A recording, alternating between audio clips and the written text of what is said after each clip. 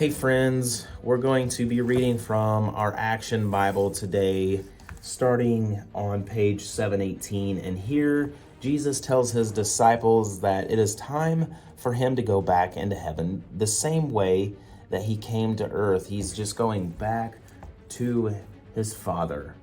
And they were to wait into Jerusalem while the Holy Spirit, who Jesus had promised them, would come and comfort them and be their close friend.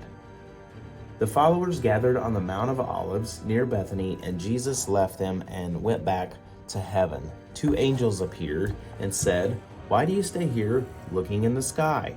Jesus will come again the same way that you saw him go."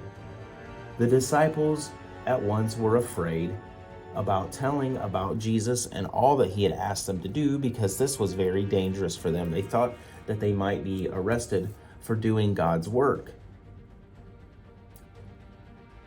Then, as Judas had betrayed Jesus and left the group, they needed someone to take his spot. They voted on a couple of different people, Barsabbas and Matthias. They ended up choosing Matthias, and then they became known as apostles or messengers. For the next 10 days, the disciples meet together in prayer. They are waiting for the Holy Spirit to come as Jesus had promised. At the same time, Jews from all over Palestine and even distant countries once again filled the streets of Jerusalem. They came to celebrate the feast of Thanksgiving called Pentecost. These pilgrims came with lots of questions after the recent events that had happened. Was Jesus really raised from the dead? Or did the disciples steal his body from the tomb and claim that he was alive, only to bury his body somewhere else? These questions linger in the air as Jews flood into Jerusalem for the Pentecost feast.